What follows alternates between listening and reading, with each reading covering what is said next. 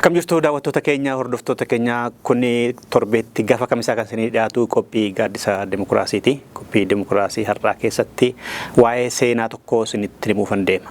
Mata dureen qophii keenya har'aa mooraa baqataarraa hanga goolessitummaatti, goolessitummaarraa hanga masaraa mootummaatti kan jedhudha. Mooraa baqataarraa hanga hooggana biyyaa ta'uutti kan jedhu irratti xiyyeeffanna. Waa'ee seenaa nama tokkooti. Achirraa waan baratamu jiraachuun mala jenneetu har'aaf qabannee dhiyaanne. Waliin tura Indassuu Duulaati.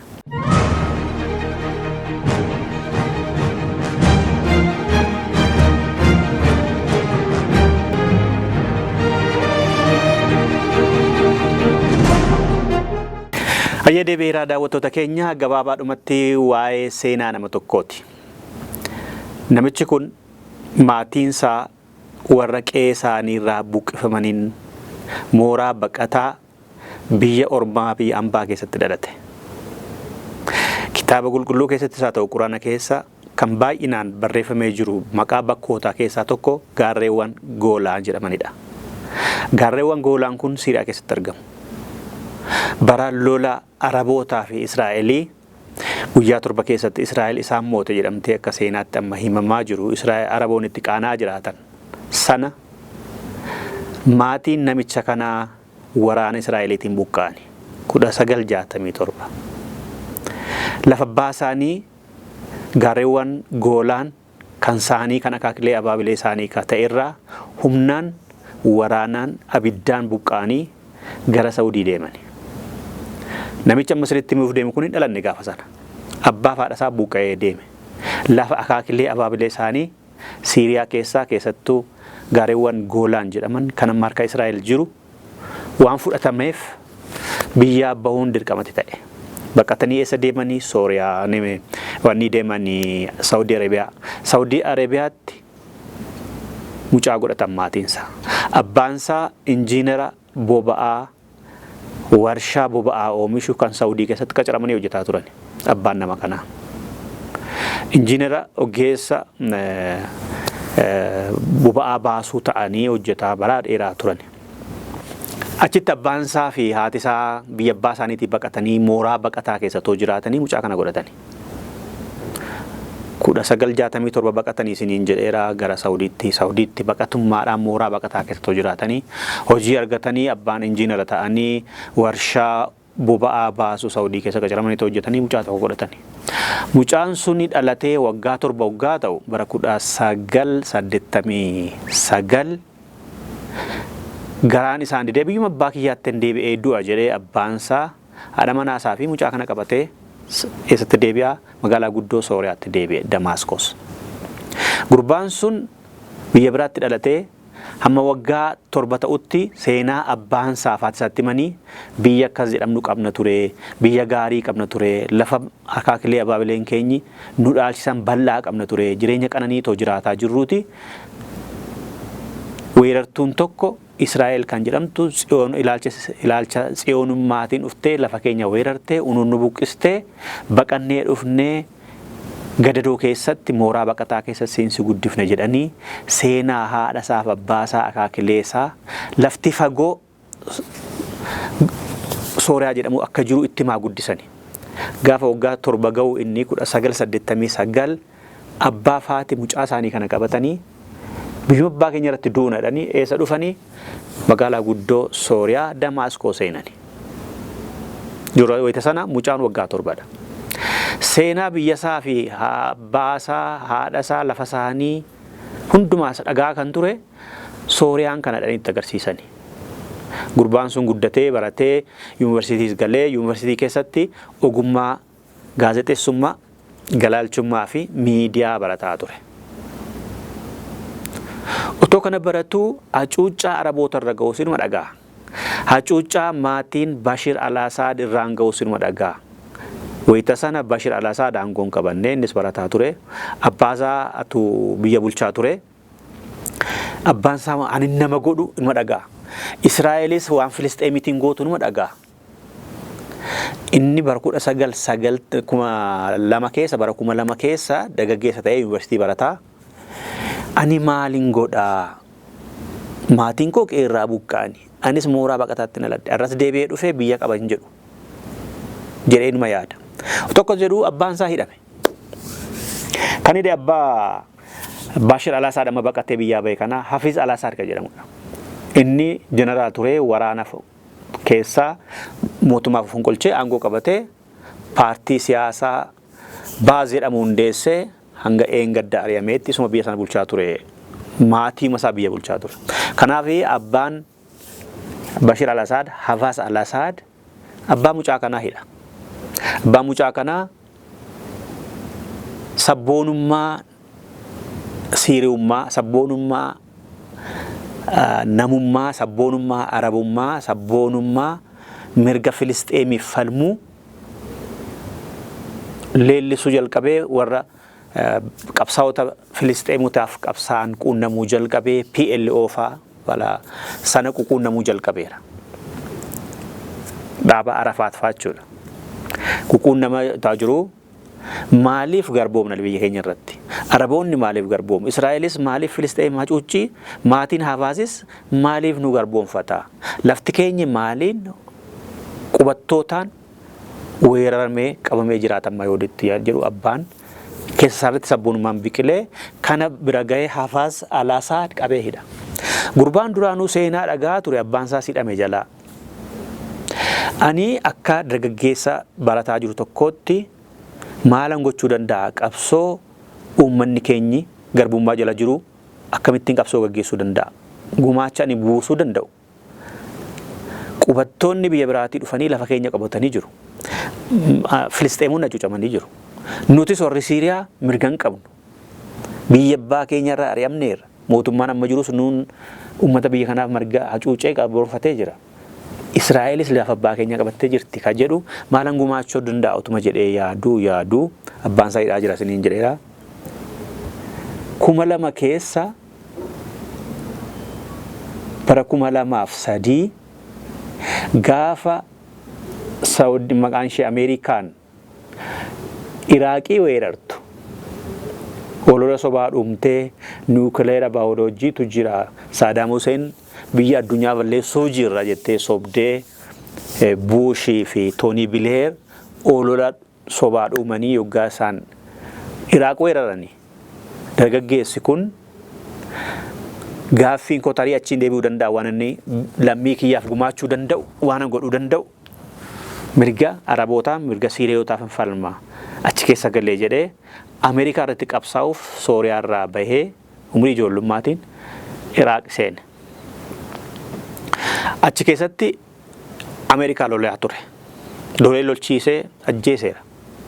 Booda gara 2005 2006 kana qabamee waraana Ameerikaatiin mana hidhaa lafa jalaa dukkana ibsaan hin jirre zaliila dhala namaarra gahaa jedhamee yaadamne kan Iraaq keessaa qarqara biyya Kuweetii Ameerikaan dhoksitee qabdu keessatti zaliilli irra gahaa ture gurbaa kana. Gurbaan kun achi keessatti hiraara hamaa argaa ture. Dirree waraanarra qabamee baay'ee hiraaree waggaa 5 zaliila hamaa dandamatee 2000 fi waggaa 5 erga hidhamee booda 2011 hidhaatii baha. Hidhaatii akkuma baheen Alqaayidaatti deebi'e. Garuu immoo Alqaayidaan yakka dalagaa jira akkan argetti. Alqaayidaan Al-Baagdaadiitiin kan hoogganamu jechuudha. Alqaayidaan nama seeraan malee ajjeesa. Mirgan kabaju dubartootaafis. Inni mirga namaaf qabsaa'uuf bahee gurbaan. Dhaabni siyaa'amne mormituu inni itti dabalame Alqaayidaan kan Al-Baagdaadiitiin durfamu immoo kan Israa'elis kan Sooriyaa Bashir al-Assadis abbaa Hafiz al-Assadis caalu ta'ee argame.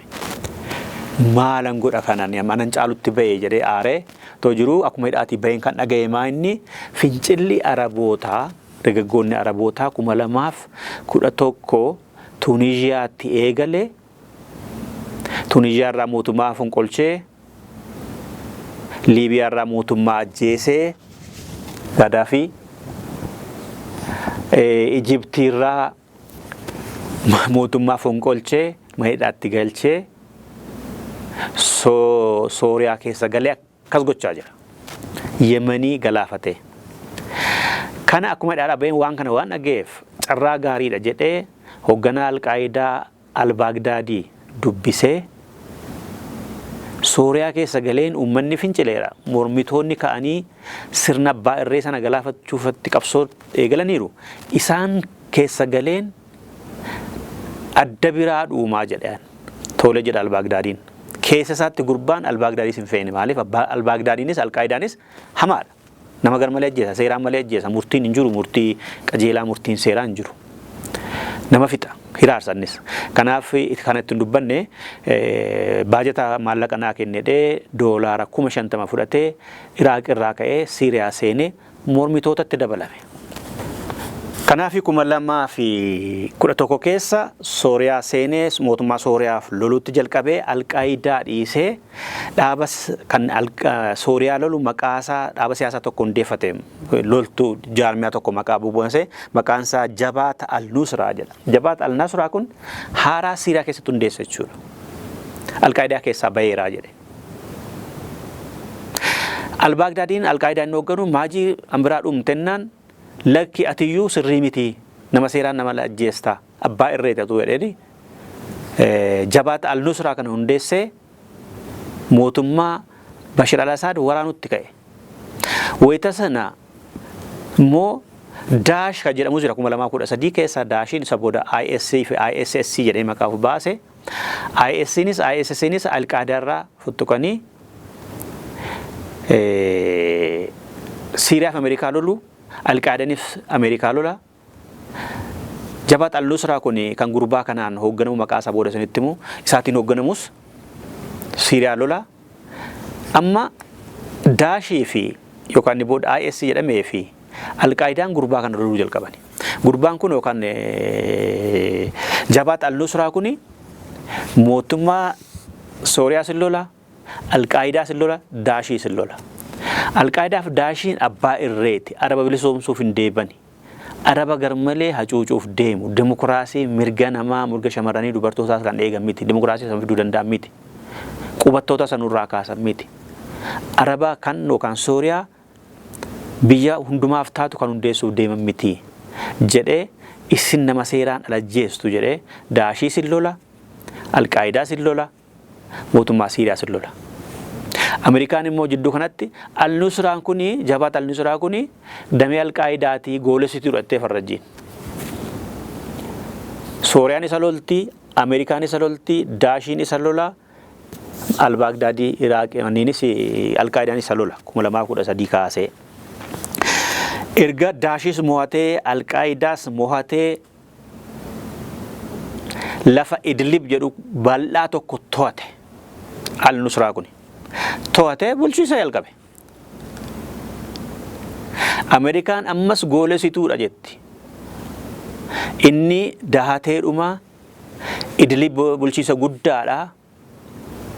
Raashiyaa fi Iraan illee yoggaa Sooriyaa gargaaruudhaaf achi seenan. Ameerikaan yoggaa mormitoota warra kaan gargaaruudhaaf warra Kurdifaa gargaaruudhaaf seentu. Idlib kana qabachuu hin dandeenya. Ameerikaanis mormitoonni kaanis mootummaan Sooriyaas Iraanis Raashiyaanis Idlib qabachuu hin dandeenya. 2013 kaasee maquma Al-Nusraatiin lolee Ameerikaas injifatee Ameerikaan seentee qabachuu hin dandeenya Idlibii.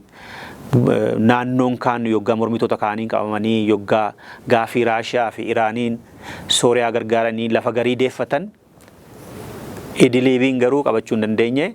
Idlibii keessatti sirna diriirsee qaraxa kutee tajaajila mootummaan uummataaf kennuu qabu kennuu jalqabe. Uummanni Idlib lafa bal'aadhaa achirra jiraatu tajaajila Al-Bashir irraa arganne argachuu jalqabe. Al-Bashir seenee isaaniidhuu ajjeesuu hin danda'u. Al-Nusraatu jira. Yoggaa Sooriyaa fi Iraanii fi Raashiyaan bakka kaan yoggaa tuman bakka inni qabate kana hin dandeenya. Ameerikaanis beeksisa baafte. Namichi kuni Alqaayidaadha nama isa qabeenaa fideef doolaaraa kiitila yookaan miiliyoona 10 kennaa jette. Inni bifa isaas dhokfatee sagalee isaa dhokfatee Idlibiin tajaajila mootummaa gaariin kennuu danda'u ummatichaaf kennu ummanni nagaan ba'ee galu daldalee galu jalqabe.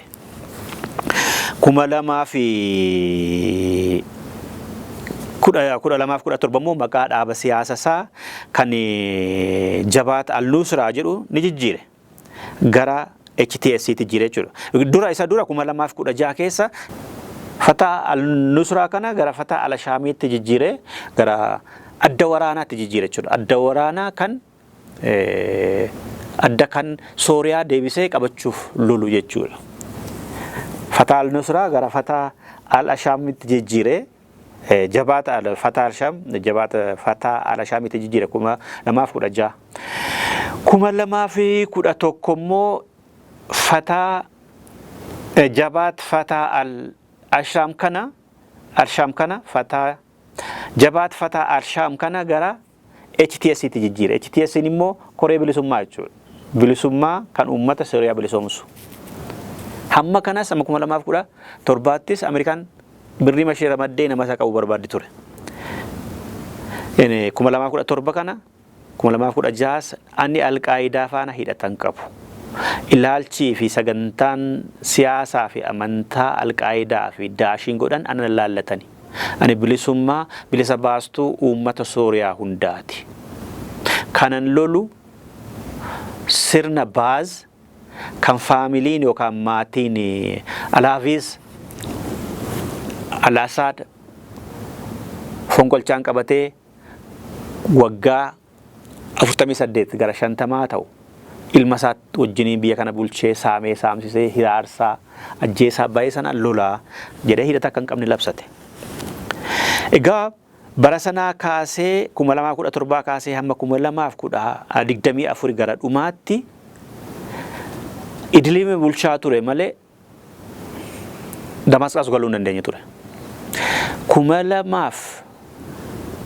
2024 gara dhumaatti warra isa fakkaatan xixiqqoo mormitoota kan waraana Sooriyaa keessaa futtoqanii kophaa socho'anis warra naannoo sana jiran naannoo Idliib jiranis gurmeessee qophii godhee lola duula hamaa guyyaa 11 taasiseen mootummaa Baaz mootummaa Al-Bashir kan maatii tokko waggaa 48 Sooriyaa saamaa ajjeesaa hiraarsaa ture sana haleellaa banaa itti banee haleellaa hamaa itti banee akkuma gabaa akkuma kanniisaa weeraranii mootummaa Al-Bashir mootummaa Bashir Al-Asaad akka ajaa'ibaatti baqsee lola guyyaa 11 keessatti Bashir Al-Asaad warqee garii kuufatellee hoogganoota isaallee otoo hin beeksisiin warqicha otoo hin fudhatiin garii isaa baay'eedhuma badee guyyaa tokko booda Moskoo keessatti argame. Lola guyyaa 11tiin kan waggaa 13 itti fixe.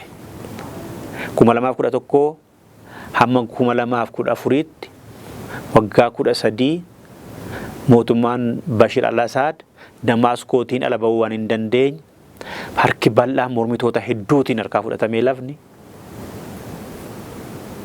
kaamni gama warra Kurdiitiin Idliib immoo gurbaa kanaan ufiisaa of bulchee ummaticha bulchee tajaajila gaarii kennee ummata biratti fudhatama waan argateef naannoo sana warra jiran mormitoota xinnoo walitti qabatee lola guyyaa 11tiin Damaskoo seene. Damaskoo gaafa seenu namoota waggaa 40 ol hidhaman faa arge. Waggaa 30 hidhame gaafa qabamuu namichi waggaa 18. Gaafa hidhaa keessaa inni dhaqee gareensaa hidhaa keessaa baasu boolla keessaa umuriin namicha sanaa waggaa 48 ta'eera. Gaafa inni hidhame namichi suni Abbaa Bashir isatu aangoora ture. Gaafa hidhaatii bahus Abbaan Bashir ammayyuu jira jedhee gaafate. Haafiistu isa hidhee waan ta'eef amma gaafa hidhaadhaa bahutti haafiisuma aangoora jira se'e. Gariin immoo kan dhufee isaan bilisoomsee boolla keessaa isaan baase eenyu akka ta'e hin beekani. mootummaa Saadaam Huseen kan Iraaqii ture se'an barasaan Iraaqiin kan bulchaa ture Saadaam Huseen. Saadaam Huseen Ameerikaadhaan akka ajjeefame Iraaq akka weeraramte quban qaban lafa jala hidhaa jiru waan ta'eef. Yakka suukanneessaa mana hidhaa irratti ga'amu dhiiras dubartootas ijoolleen shamarran xixiqqoon qabamtee hidhamtee achi keessatti gudeedamtee ulfooftee ijoollee baay'ee warri godhatan dubarri xixiqqoon hidhamtee gudeedanii haadha ijoollechi keessaate ijoollechi keessaa boolla keessaa baafaman. Uummanni Siiriyaa gara Turkiitti baqate. Gara Libaanoositti baqate. Biyya biraatti baqate. Gammadee ililchee biyyatti deebi'uu jalqabe. Akka Damaskoo galeen mootummaan duraanii kan Albishar tajaajilaa turtan hidhaatti galtuu waraanni diigameeraa qondaalonni ministeeronni hidhamtu hin jenne. Mormitoota warra kaaniinis ani moo'een Damaskoo galee warra kaan isin hin beeku hin jenne. Kan inni jedhe waan tokko Sooriyaan kan Sooriyaa hundumaati lammii Sooriyaa hundumaati. Mormitoonni warri kaanis koottaa waliin ejjenna. Biyya kana haa tasgabbeessinu. Muummichi ministeeraa kan duraanii yoo mootummaa ta'iitii bulchii jedhee aangoo muummicha ministeeraa duriitti kenne.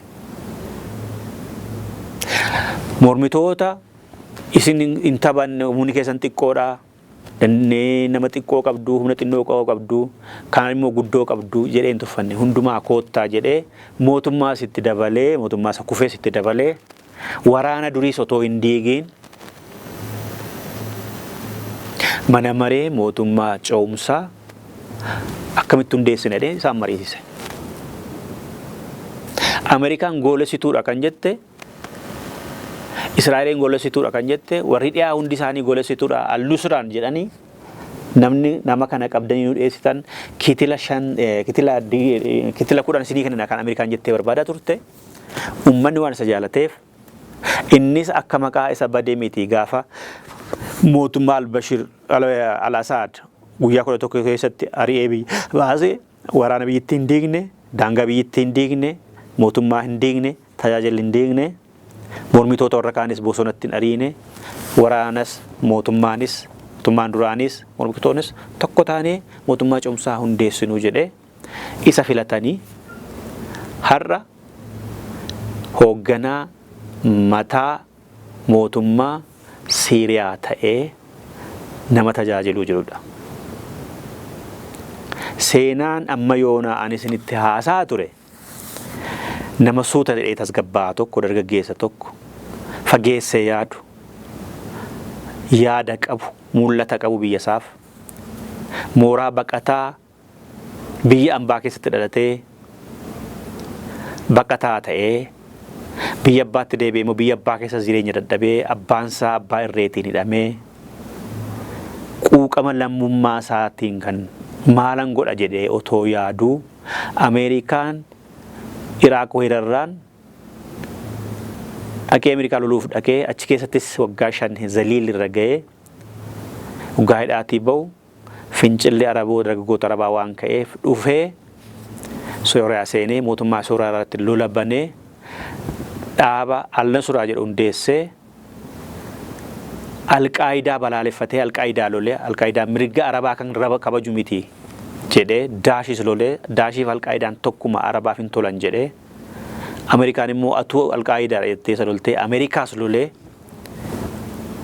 namni isa qabeef maallaqan kennattee Ameerikaan otoo barbaaddu Idlib gara waggaa 13 bulchee guyyaa 11tti immoo lolee Bashir al-Assadiin Mooskootti galchee maatii isaa faana sirna maatii al-Assad waggaa 48 Sooriyaa qorqe ari'ee akka Ameerikaaf warri dhiyaa jedhan otoo hin taane goolessitii otoo hin taane biyya tokkummaa qabdu biyya jaalala qabdu biyya qabeenya isheetti fayyadamtee lammii ishee badhaadhuu dandeessu tokkummaa biyyaa eegusuu kan danda'u akka ta'e kan agarsiise seenaa nama tokko isinitti himna kan jenne namni kun maqaan isaa Ahmed al-Sharaa jedhama yookaan maqaa qabsoosaa Abu Muhammad al-Jalaanii jedhama. Al-Jalaanii kuni maatii isaati, gosa maatii isaa kan jalqaba jedhee gaarreewwan Goolaan irra qubatanii bara baraaf jiraataa turanidha. Kan Israa'el isaan buqqiste. Saba Israa'el isaan buqqistee qabattee baqatanii Saawudii deemee Saawudiitti dhalatee maatiin isaa gaafa deebi'ee dhufee waggaa 7 waggaan deebi'ee Damaasqootti dhufee. Namichi kun Ameerikaan goolessituudha ta'utti Awurooppaan goolessituudha ta'anii Israa'el ta'u goolessituudha jedhanii qabamee akka dhiyaatuuf otoo barbaadanii diroonii fi maaliidhaan ajjeesuuf otoo barbaadanii Raashiyaan otoo barbaaddu Iraan otoo barbaaddu Bashir al-Assad otoo barbaadu dhugaa waan qabuuf mohatee mataa biyyaa ta'e. Erga mataa biyyaa ta'e immoo filannoon qabanii warri isa adamsuuf barbaadaa turan hundi isaanii harka kennanii si faana jennaa waan itti barbaadnu si guunnaa maalinni jedhanii dippiloomaatotatti erganii goolessitummaa irratti galmeessan galmee keessaallee Ameerikaan baafteetti dhuma 2024tti waliin hojjennaa jedhe Joo Baayiden. Gamtaan Awurooppaa wajjin hojjenna gooftaa koo. Raashiyaa fi Iraaniin kan isa tumaa turanillee kan Asaadiin gargaaranii uummata cunqursaa turanillee sababii cu'aankoo irra kaa'anii uummata baay'ee afaan baay'ee saba baay'ee mootummaan Sooriyaa aangoo irra turani duraanii diina olii turan. Maaliif? Sunnii ture wanniin sunnii miti shaadha. Mootummaan Sooriyaa durii ishee kan bulcheeru Sooriyaa Paarisidha, Faransaayidha. Ingiliziin nama argitee dubbisteetti. Gamtaan Awurooppaa nama ergee dubbiseera. Jarmaniin nama argitee dubbisteetti.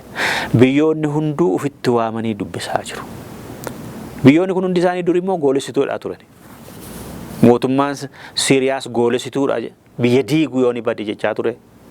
Ameerikaan hundeessee guyyaa 11 keessatti Bashir al-Assad waggaa 48 booda sirna isaa biyyee nyaachisee maatii isaa faana ari'ee Mooskootti fiduu akka danda'u tokkummaa biyya akka ijaaruu danda'u argamee aangoos qoodee morkattootaaf mootummaa durii keessa warra tajaajilaa duranis otoo hidhaatti hin galchiin otoo hin ari'iin waraana duriis hojiitti deebisee nagaa buusee hunduu koottu jedhanii jiru. Ahmed al-Sharaa yookaan Abu Muhammad al-Julaanii jechuu keenya. Daawwattoota keenya seenaan nagaatti.